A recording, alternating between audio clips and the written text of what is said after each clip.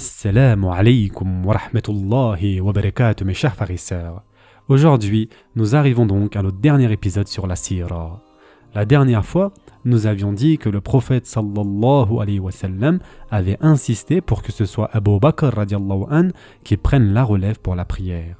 Et il avait dit qu'Allah azza wa jal n'autorisera personne d'autre qu'Abu Bakr radiallahu an.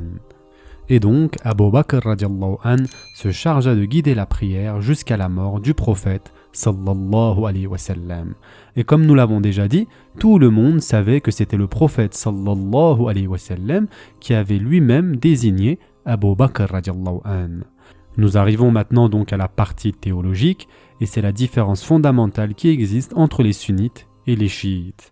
De notre point de vue, oui, c'est vrai que le prophète sallallahu alayhi wa sallam n'a pas voulu dire explicitement et en public devant tout le monde que la personne en charge après moi sera Abu Bakr radiallahu an.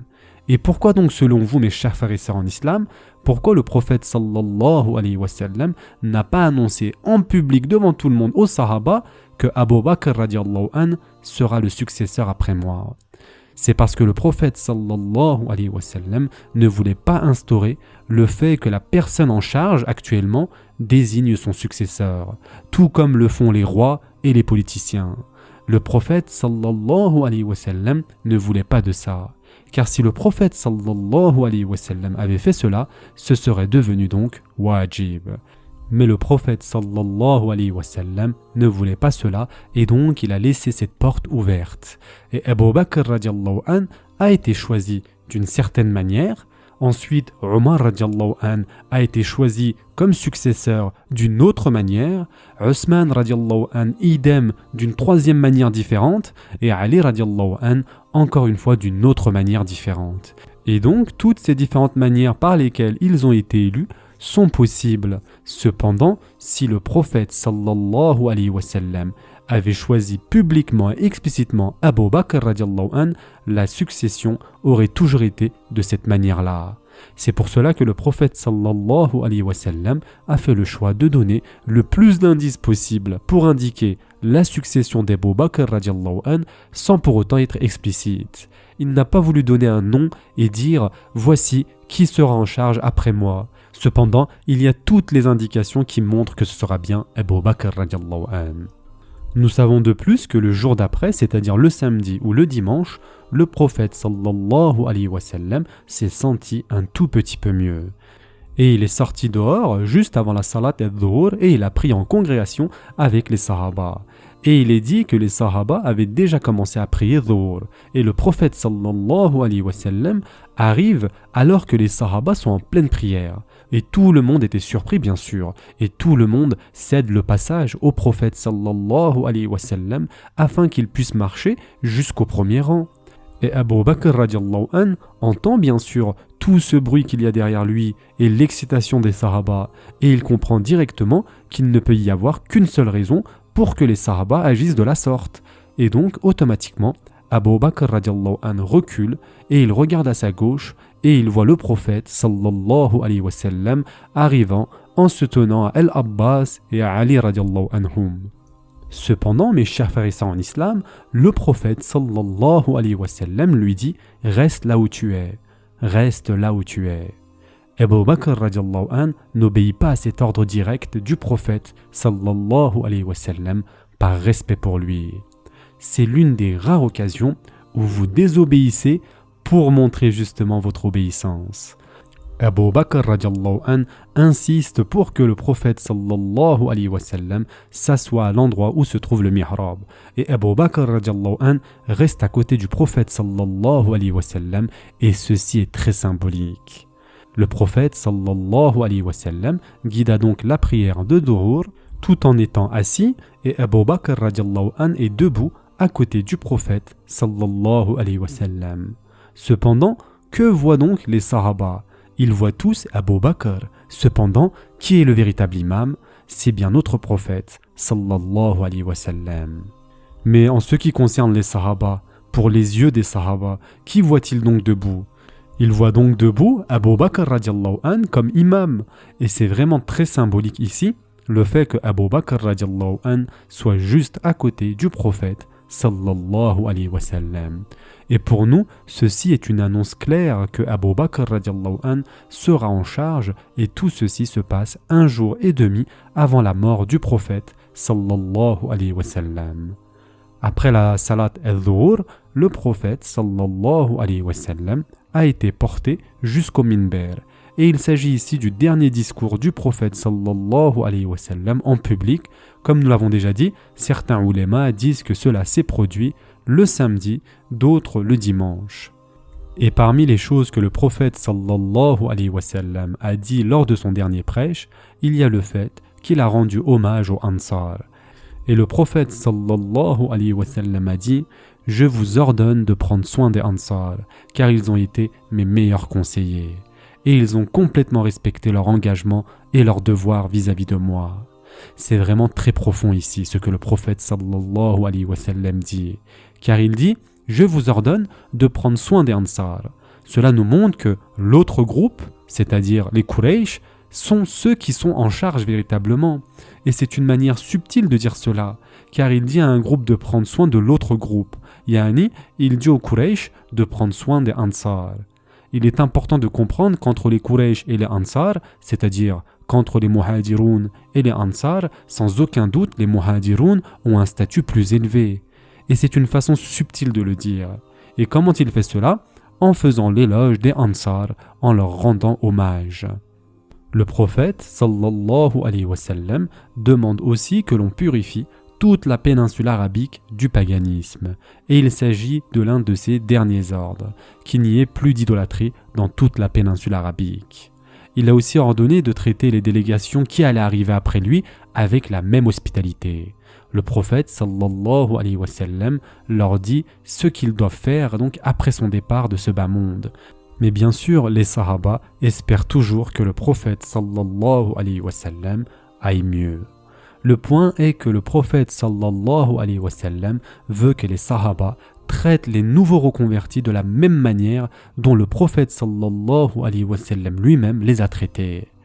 Et parmi les dernières choses que le prophète sallallahu alayhi wa sallam a dit, il y a « Vous devriez avoir de bonnes pensées d'Allah lorsque vous êtes sur le point de mourir. » Et ceci est un hadith.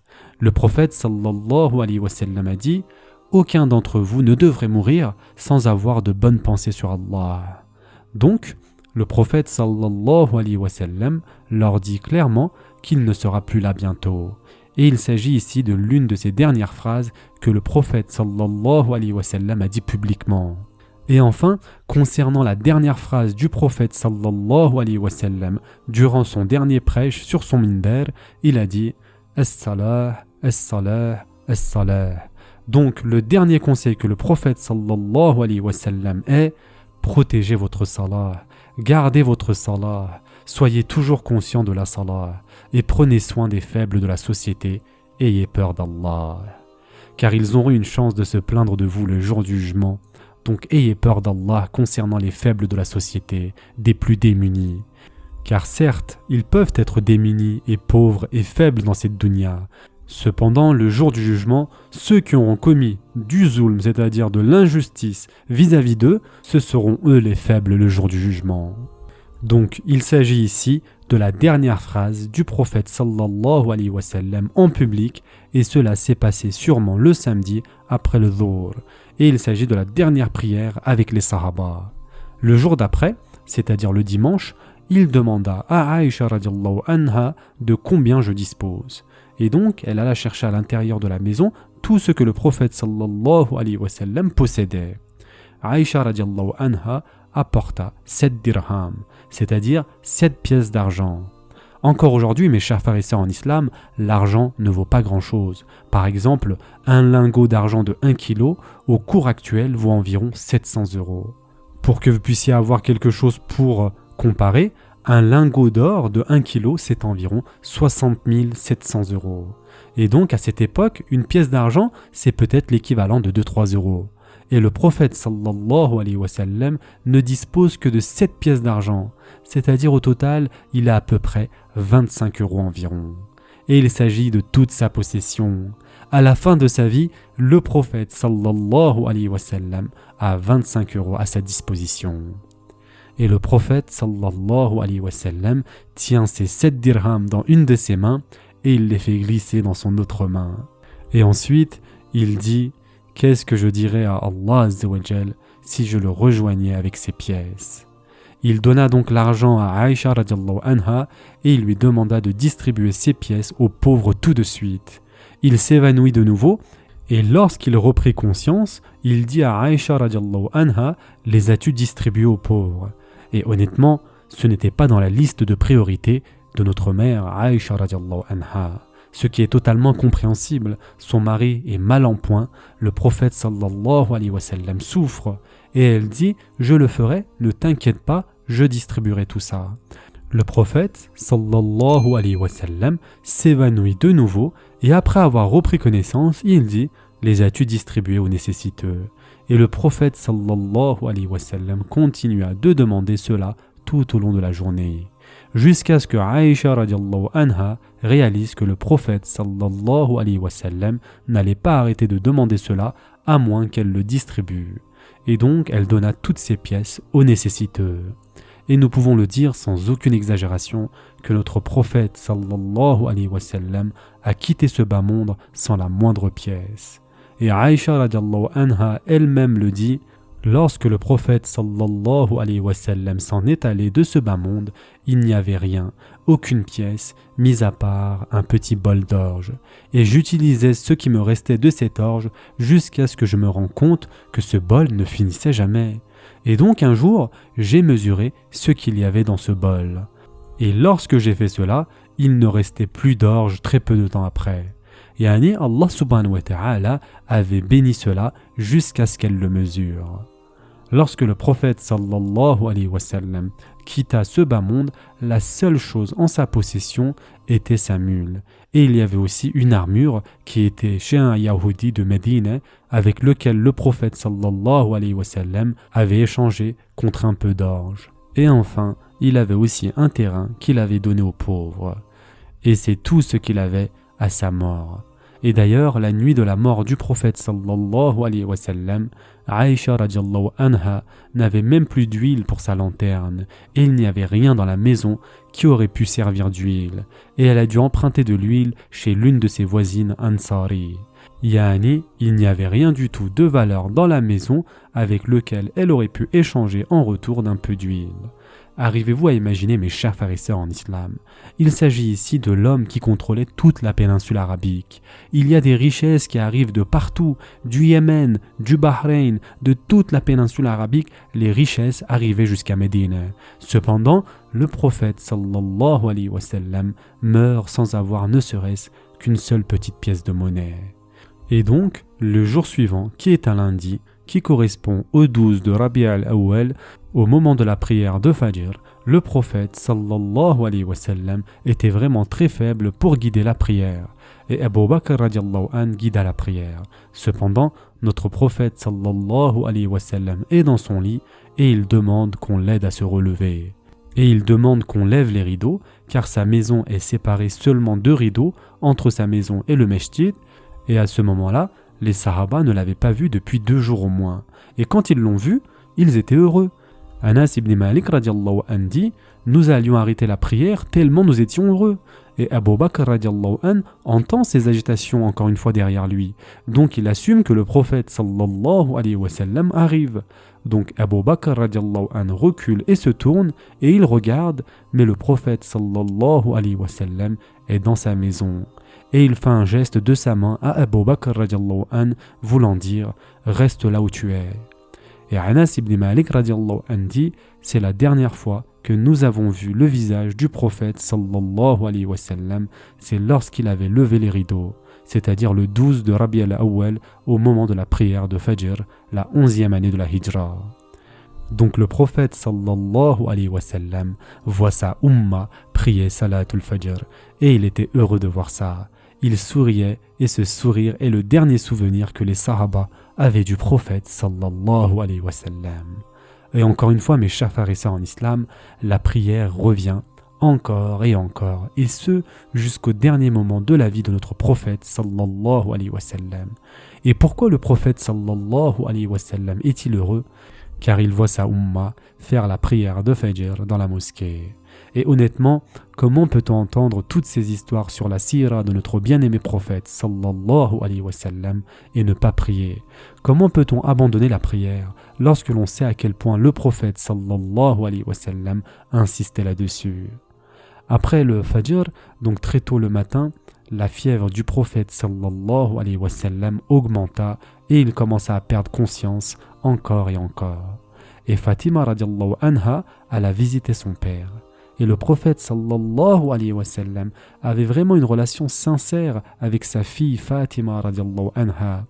Et chacun de nous, en tout cas ceux qui ont une fille, savent ce lien unique et spécial qui lie chaque père à sa fille. Mais spécialement le prophète sallallahu alayhi wa sallam, le lien qu'il avait avec sa fille Fatima radiallahu anha était extraordinaire. L'amour, le respect qu'il avait pour Fatima radiallahu anha était énorme. Et d'ailleurs, les livres de hadith le rapportent. À chaque fois que Fatima radiallahu anha venait lui rendre visite, il se levait pour l'embrasser au front et il la faisait asseoir là où il s'asseyait. Il est important de comprendre, mes chers frères et sœurs en islam, que Fatima radiallahu anha était sa dernière fille qui était en vie. C'était sa seule famille. Tout le monde avait quitté ce bas monde. Sa mère, son père, ses enfants, ses oncles, son grand-père. Arrivez-vous à imaginer cette douleur, mes chers frères et sœurs, de perdre ses parents, d'être orphelin, de perdre un seul enfant? Or, le prophète sallallahu alayhi wa sallam avait perdu tous ses enfants. Il a perdu aussi sa bien-aimée Khadija radiallahu anha, qu'il aimait énormément. La même année, il a perdu son oncle Abu Talib, l'année qu'on appelle l'année de la tristesse. Allah subhanahu wa ta'ala a testé le prophète sallallahu alayhi wa sallam avec les pires difficultés que puisse subir un être humain. Et Fatima radiallahu anha est sa dernière fille qui est toujours en vie. Et lorsque Fatima radiallahu anha vit son père souffrir, elle fondit en larmes. Et elle lui dit: « Oh mon père, à quel point souffres-tu » Le prophète sallallahu alayhi wa sallam dit à sa fille: « Oh Fatima, ton père ne souffrira plus après ce jour. Après ce jour, il n'y aura plus de souffrance pour ton père. » Le prophète sallallahu alayhi wa sallam demanda à Fatima radiallahu anha de se rapprocher de lui et il lui dit quelque chose de privé et de secret et elle commença à sangloter et pleurer abondamment. Et pour la consoler, le prophète sallallahu alayhi wa sallam demanda à nouveau à Fatima radiallahu anha de se rapprocher de lui et cette fois-ci, il lui souffla quelque chose à l'oreille et elle sourit et elle rit. Et il a été rapporté que lorsque Fatima radiallahu anha était sur le point de sortir, Aïcha radiallahu anha demanda: « Qu'est-ce qu'il t'a dit? Dis-le-moi. C'est quoi qui t'a fait rire et pleurer comme ça ?» Fatima radiallahu anha lui dit: « Non, je ne peux pas te dire le secret du prophète sallallahu alayhi wa sallam. » Quelques mois après que le prophète sallallahu alayhi wa sallam ait quitté ce bas monde, Aïcha radiallahu anha demanda à nouveau à Fatima radiallahu anha: « Maintenant dis-moi ce qu'il t'a dit. » Et elle lui dit: « Maintenant, je peux te le dire. Lorsque je suis venu visiter mon père, il m'a chuchoté à l'oreille que Jibril alayhi salam est venu à lui cette année 2 fois durant le mois de Ramadan, alors que chaque année, il ne venait qu'une fois. Et je ne vois aucune autre explication à part que mon temps est venu de partir. Donc il dit ouvertement à Fatima radiallahu anha qu'il va mourir. Donc Fatima radiallahu anha dit: « Lorsqu'il m'a chuchoté cela, j'ai commencé à sangloter et pleurer. Et ensuite il m'a chuchoté que je serais la première de sa famille à le rejoindre. Je serais la première personne à mourir de sa famille afin de le rencontrer. » Et c'est exactement ce qui s'est passé, n'est-ce pas? Fatima radiallahu anha a quitté ce bas monde seulement 6 mois après la mort du prophète sallallahu alayhi wa sallam. Et le prophète sallallahu alayhi wa sallam lui a dit: « Tu seras le leader des femmes du Jannah. » Et donc c'est pour cela que j'étais heureuse et que j'ai souri. Imaginez, mes chers frères et sœurs en islam, on vous dit que vous allez bientôt mourir, dans pas longtemps, mais cependant vous êtes tellement heureux d'apprendre cela que vous riez et souriez de joie. Pourquoi? Parce que Fatima radiallahu anha peu lui importait cette vie ici-bas. Ce qui l'intéressait, c'était son père, Rasulallah sallallahu alayhi wa sallam. Elle ne voulait pas vivre, elle voulait simplement rejoindre son père. Et lorsqu'elle apprit qu'elle allait être dans ce bas monde sans son père, elle fondit en larmes. Et lorsque le prophète sallallahu alayhi wa sallam lui a dit: « Ne t'en fais pas, tu vas mourir toi aussi bientôt », elle s'est mise à rire et elle était heureuse. Subhanallah, mes chers frères et sœurs, quel type d'amour est-ce? Vous ne voulez pas la vie, vous voulez simplement être avec Rasulallah sallallahu alayhi wa sallam. La douleur et la fièvre du prophète sallallahu alayhi wa sallam augmentaient encore et encore, et ils avaient placé un seau d'eau à côté du prophète sallallahu alayhi wa sallam afin qu'il puisse se rafraîchir. Et il est rapporté que la fièvre était tellement intense que l'Abbas radiallahu anhu et les autres se demandaient comment le prophète sallallahu alayhi wa sallam pouvait supporter une telle douleur. Et c'est là que le prophète sallallahu alayhi wa sallam a dit « Certes dans la mort il y a des affres, certes dans la mort il y a des affres. » Même notre prophète sallallahu alayhi wa sallam avait ressenti l'agonie de la mort, c'est-à-dire sakarat al-maut. Pensez-vous vraiment que vous et moi, nous n'allons pas ressentir cette douleur, mes chers frères et sœurs? Et le prophète sallallahu alayhi wa sallam répéta encore et encore La ilaha illallah, ala innal mawti sakarat, la ilaha illallah. Le prophète sallallahu alayhi wa sallam fit aussi des invocations en disant Ô Allah, aide-moi à surmonter les affres de la mort. Et donc le prophète sallallahu alayhi wa sallam répéta encore et encore le kalima et il fit des du'a à Allah subhanahu wa ta'ala afin de l'aider dans cette transition. Et il s'agit ici de ces dernières paroles. La souffrance arrive à un tel point que notre prophète sallallahu alayhi wa sallam n'arrive plus à parler. On est donc le lundi matin et sa fièvre est intense. Et c'est à ce moment-là que Oussama radiallahu anhu revient à Médine car il ne veut pas désobéir au prophète sallallahu alayhi wa sallam. Car souvenez-vous, il y avait dit d'aller conquérir le Cham. Mais la situation est tellement grave maintenant qu'il revient et rend visite au prophète sallallahu alayhi wa sallam. Et donc Oussama radiallahu anhu fait partie des dernières personnes à avoir visité le prophète sallallahu alayhi wa sallam. Et il était tellement malade qu'il ne pouvait rien faire. La seule chose qu'il pouvait faire, c'était de pointer l'index droit vers le haut et ensuite vers Oussama radiallahu anhu. Et pourquoi faisait-il cela? C'était soit pour dire que le prophète sallallahu alayhi wa sallam faisait des du'a à Allah azza wa jal pour lui, yani pour Oussama radiallahu anhu, ou pour lui dire qu'Allah subhanahu wa ta'ala le bénisse. Et c'était ainsi une indication qui allait montrer que Oussama radiallahu anhu allait avoir du succès lors de la conquête du Cham. Donc le prophète sallallahu alayhi wa sallam lui dit « Vas-y, Allah subhanahu wa ta'ala est avec toi ». En d'autres termes, même dans cet état-là, le prophète sallallahu alayhi wa sallam veut que Oussama radiallahu anhu s'en va pour accomplir sa mission. Et d'ailleurs, concernant cela, durant le temps de Abu Bakr radiallahu anhu, la première décision qui devait être prise, c'était de savoir ce qu'il devait faire avec Oussama radiallahu anhu.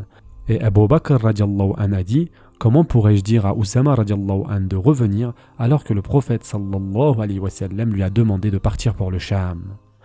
La fièvre du prophète sallallahu alayhi wa sallam augmenta encore et encore et Aïcha radiallahu anha, ne savant plus quoi faire, prit la tête du prophète sallallahu alayhi wa sallam et la plaça sur elle, car elle ne sait plus quoi faire d'autre à ce niveau-là. C'est là que son petit frère, Abdurrahman ibn Abu Bakr radiallahu anhu, arriva pour visiter le prophète sallallahu alayhi wa sallam. Et Abdurrahman avait un miswak qu'il utilisait pour se nettoyer les dents. Le prophète sallallahu alayhi wa sallam regarde en direction du miswak et Aïcha radiallahu anha comprend directement ce que le prophète sallallahu alayhi wa sallam veut. Et donc elle dit « Es-tu en train de dire que tu veux le miswak ?» Et notre prophète sallallahu alayhi wa sallam lui fait un signe voulant dire oui. Donc elle prit le miswak de Abdurrahman et elle tourna le miswak de l'autre côté, le côté qui n'avait pas été touché si vous voulez. Et elle prépara le miswak avec ses dents et le donna au prophète sallallahu alayhi wa sallam. Et donc notre prophète sallallahu alayhi wa sallam suivit sa sunna jusqu'à la fin. Il voulait se rafraîchir avant de rencontrer Jibril alayhi salam. Il va avoir la meilleure apparence possible.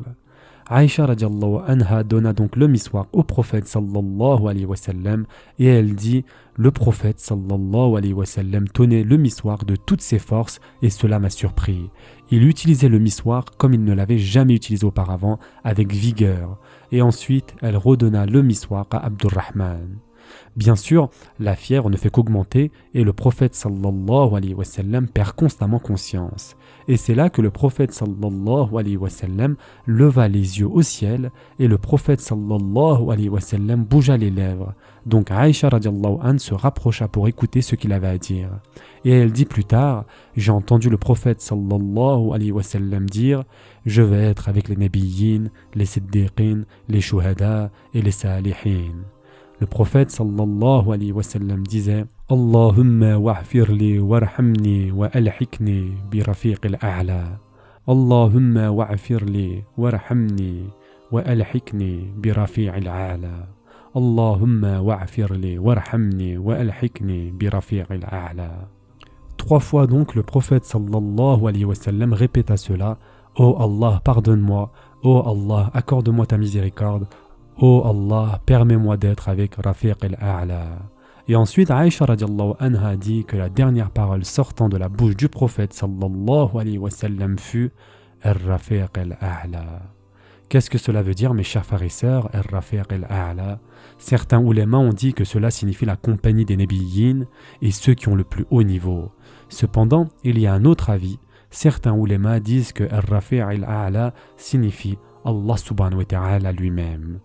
Et le prophète sallallahu alayhi wa sallam dit donc, je veux être en compagnie d'Al-A'la. Et Al-A'la est l'un des noms d'Allah subhanahu wa ta'ala.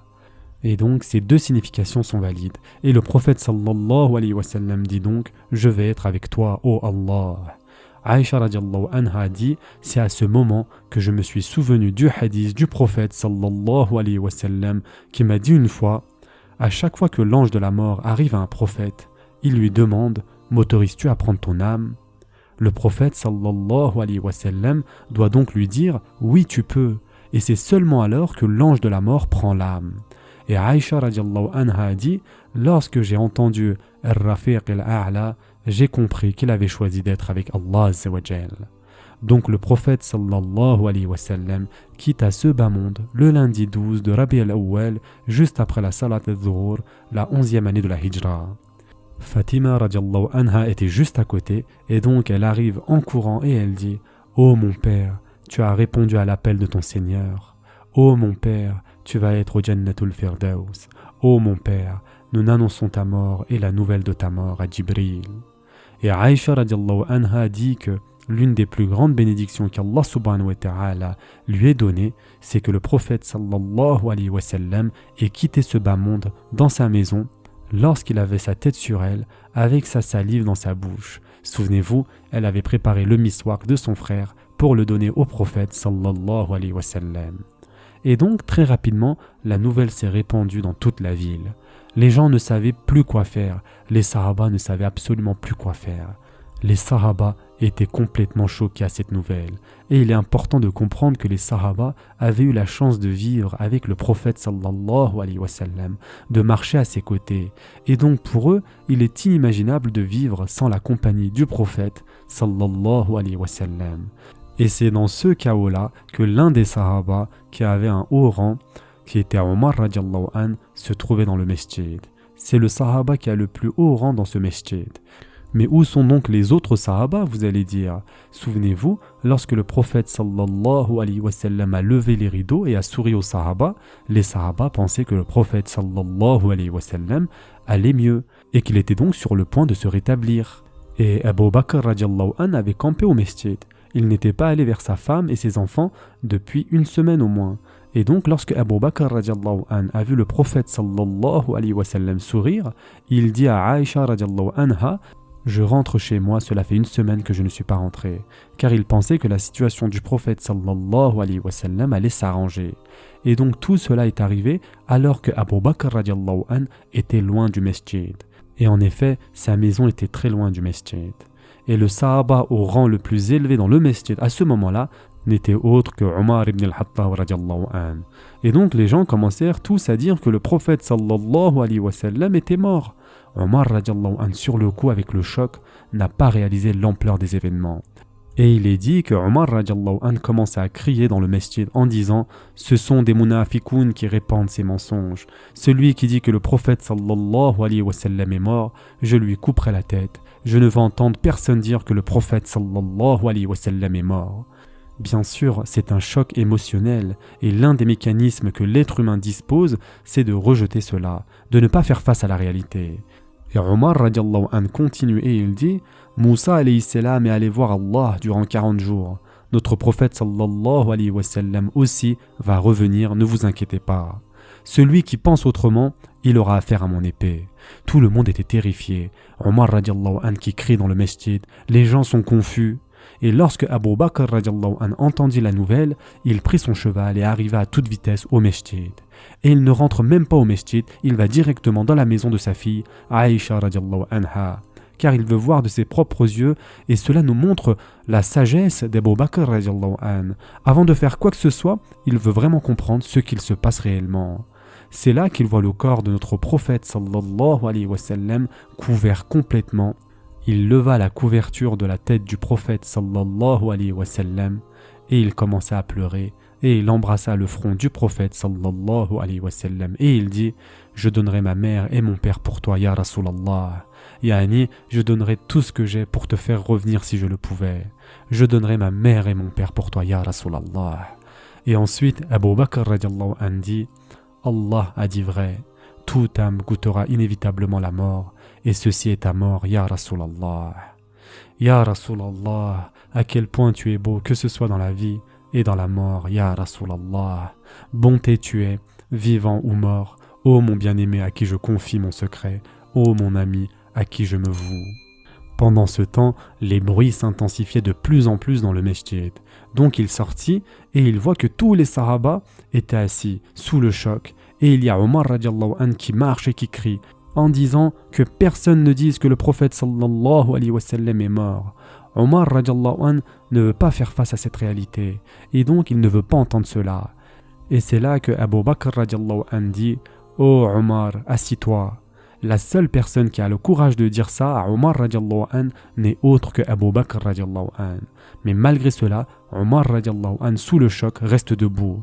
Et lorsque Abu Bakr radiallahu anhu comprend que Omar radiallahu anhu ne va pas s'asseoir, Abu Bakr radiallahu anhu monte sur le minber.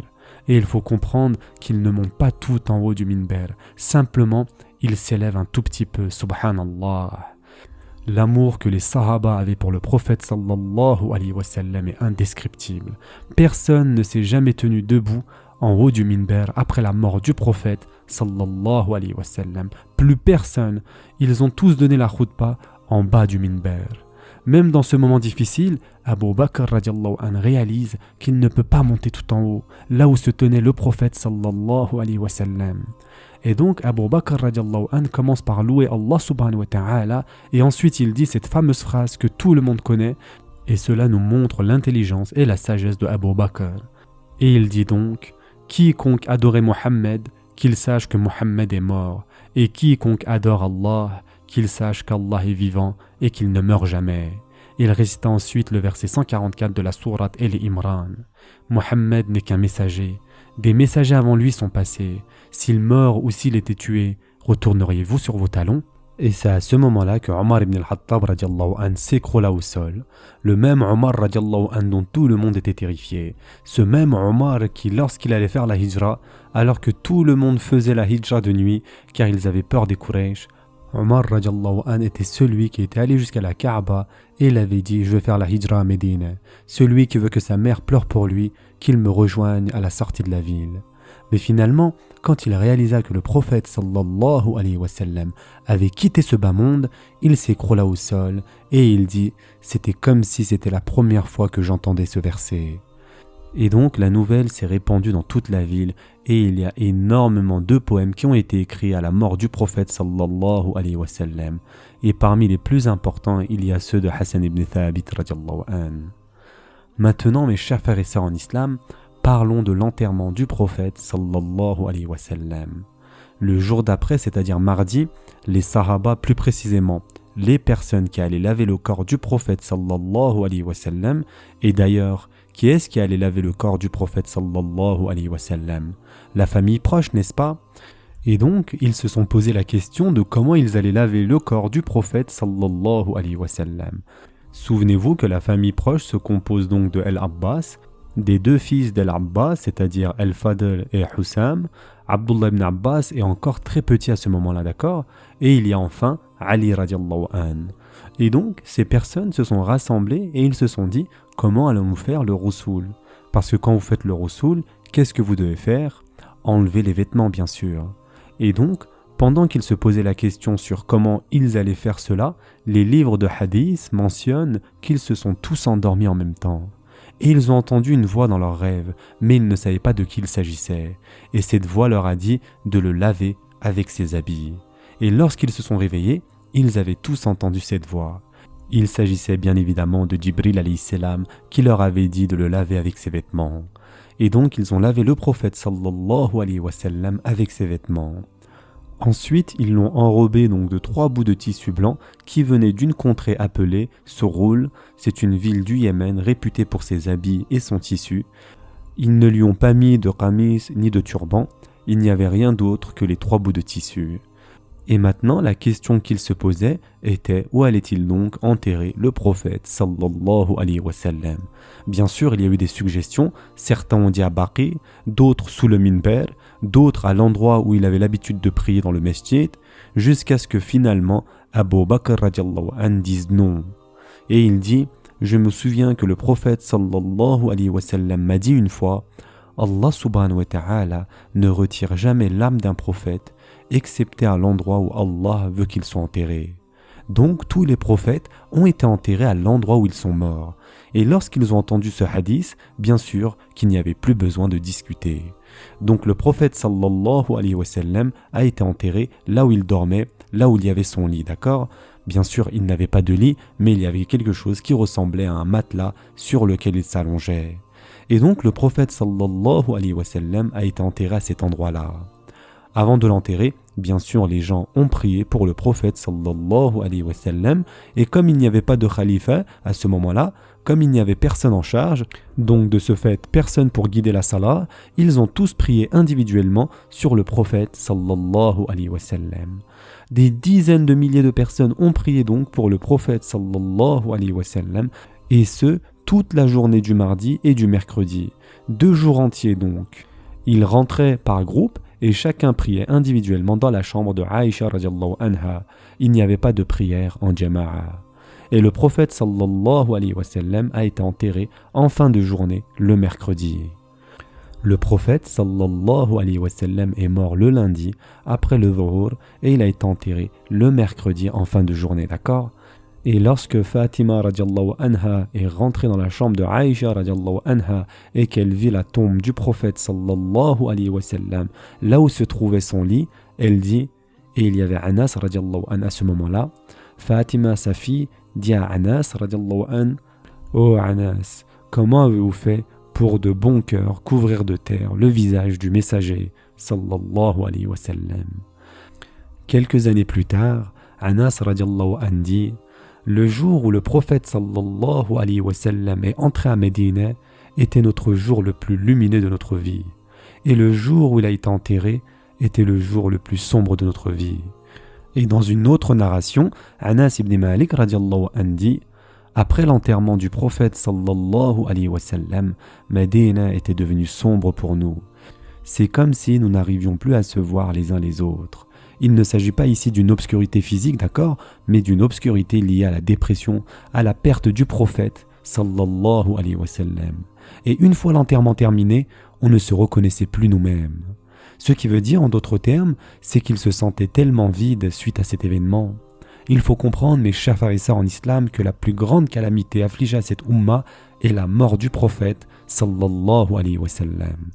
Et de ce fait, il faut comprendre que peu importe ce qui se passe dans nos vies ou dans ce bas monde, notamment avec ce qui se passe en Palestine ou encore avec nos frères ouïghours ou nos chers frères et sœurs oppressés en Inde, pensons à la mort du prophète sallallahu alayhi wa sallam et le fait qu'Allah azza wa jal a toujours protégé la umma. Yani, ceci est une consolation pour nous, car la plus grande calamité qu'ait subie cette umma est la mort de notre cher prophète sallallahu alayhi wa sallam. Et malgré cela, la umma est toujours allée de l'avant et a été protégée par Allah subhanahu wa ta'ala. Et donc il n'y a absolument rien de comparable comme musiba à la mort du prophète sallallahu alayhi wa sallam. Et enfin, pour terminer, mes chers frères et sœurs, on va terminer avec ce hadith de notre cher prophète sallallahu alayhi wa sallam. Et c'est un hadith qui nous permet d'être optimistes si on agit comme il se doit, et c'est un hadith qui est aussi effrayant si on n'agit pas comme il se doit. Et c'est l'un des plus beaux hadiths que nous avons pour nous consoler, mes chers frères et sœurs en islam, nous qui n'avons pas pu être aux côtés du bien-aimé sallallahu alayhi wa sallam dans ce bas monde. Le prophète sallallahu alayhi wa sallam a dit un jour « J'aurais tant aimé rencontrer mes frères ». Les compagnons étaient choqués et ils ont dit « Ya Rasulallah, ne sommes-nous pas tes frères ?» Le prophète sallallahu alayhi wa sallam a dit « Non, vous êtes mes compagnons, mes frères sont ceux qui vont venir après vous et qui vont croire sans m'avoir vu. » Et le prophète sallallahu alayhi wa sallam a dit « L'un d'eux donnerait tout ce qu'il a, toute sa fortune, toute sa famille, tous ses enfants, s'il pouvait me voir seulement une fois en retour. » Et donc le prophète sallallahu alayhi wa sallam dit « J'aurais tellement aimé voir ces gens-là. Ils ne m'ont jamais vu, ils ne m'ont jamais rencontré, et ils croient tout de même en moi. Et ils m'aiment tellement qu'ils donneraient tout ce qu'ils ont en leur possession juste pour me voir une seule fois. » Mes chers frères et sœurs en islam, notre prophète sallallahu alayhi wa sallam était enthousiaste à l'idée de nous voir si je peux le permettre. Et si je dis si je peux le permettre, parce que sommes-nous vraiment prêts à tout abandonner seulement pour voir le prophète sallallahu alayhi wa sallam une seule fois? Aimons-nous vraiment le prophète sallallahu alayhi wa sallam à ce point que nous sommes prêts à tout pour lui? Posez-vous vraiment la question, mes chers frères et sœurs. Réfléchissez là-dessus. Faisons-nous vraiment partie de ce groupe dont le prophète sallallahu alayhi wa sallam a dit « Voilà qui sont mes frères. Ils m'aiment sans m'avoir vu. » Ya Rasulallah, nous t'aimons sans même t'avoir vu. Ya Rasulallah, tu es notre imam. Sans toi, nous ne sommes rien, Ya Rasulallah. Et c'est vrai, mes chers frères et sœurs en islam, notre prophète sallallahu alayhi wa sallam est mort, et nous n'avons pas eu l'honneur de le voir de son vivant. Nous ne méritions pas de le voir de son vivant comme les sahaba. Allah subhanahu wa ta'ala a choisi les sahaba. Cependant, nous avons toujours espoir que si nous aimons sincèrement de tout notre cœur notre prophète sallallahu alayhi wa sallam, en suivant sa sunna, nous avons sa sira, nous avons ses actions. Si nous aimons vraiment notre bien-aimé sallallahu alayhi wa sallam, suivons sa sunna et démontrons au monde entier qu'il était rahmatan lil alamin. Et si nous faisons tout cela, peut-être que le prophète sallallahu alayhi wa sallam sera enthousiaste à l'idée de nous voir et que nous serons élevés au niveau de ses frères. Si nous avons vraiment ce désir de le voir. Après 5 ans de sira, mes chers frères et sœurs, et 95 épisodes, nous n'avons parlé de rien d'autre que cet homme. Nous n'avons parlé de rien d'autre que de la bénédiction de cet homme, le meilleur des hommes à avoir marché sur cette terre. C'est un homme qu'Allah Azza wa Jalla a choisi parmi toute sa création. Et Allah subhanahu wa ta'ala nous a bénis, vous et moi, de faire partie de cette ummah. On remercie Allah subhanahu wa ta'ala de faire partie de la ummah de notre cher prophète sallallahu alayhi wa sallam. Et nous demandons à Allah subhanahu wa ta'ala de nous permettre de voir le prophète sallallahu alayhi wa sallam le jour du jugement et de rechercher protection auprès de lui le jour du jugement. Nous voulons être physiquement le jour du jugement aux côtés du prophète sallallahu alayhi wa sallam. Nous voulons que notre prophète sallallahu alayhi wa sallam nous invite. Ya Allah, si nous faisons partie de ceux qui aiment vraiment le prophète sallallahu alayhi wa sallam, permets-nous de faire partie de ceux qui abreuveront leur soif au bassin ce jour-là. Permets-nous de faire partie de ceux que le prophète sallallahu alayhi wa sallam voit et reconnaît et qu'il aime et qu'il veut être avec. Oh Allah, permets-nous de faire réellement partie de sa ummah et d'être avec lui physiquement ce jour-là. Oh Allah, permets-nous de faire partie de ceux que le prophète sallallahu alayhi wa sallam donnera à boire de sa propre main du hawd. Oh Allah, permets-nous de faire partie de ceux qui auront la shafa'a, c'est-à-dire l'intercession du prophète sallallahu alayhi wa sallam. Oh Allah, accorde-nous le véritable amour du prophète sallallahu alayhi wa sallam afin que nous puissions être avec ceux qu'on aime. Oh Allah, nous te demandons de pardonner nos péchés et de les noyer dans l'amour que nous avons pour le prophète sallallahu alayhi wa sallam. Oh Allah, pour l'amour que nous avons pour le prophète sallallahu alayhi wa sallam, pardonne-nous.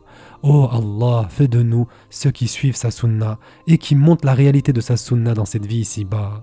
Oh Allah, permets-nous d'être avec le prophète sallallahu alayhi wa sallam au Jannatul Firdaus al-A'la. Et enfin, je remercie sincèrement Allah subhanahu wa ta'ala de m'avoir permis de terminer cette série sur la sira de notre bien-aimé sallallahu alayhi wa sallam. Ce sera tout pour aujourd'hui. En attendant, prenez soin de vous mes chers frères et sœurs et à très prochainement, Inch'Allah.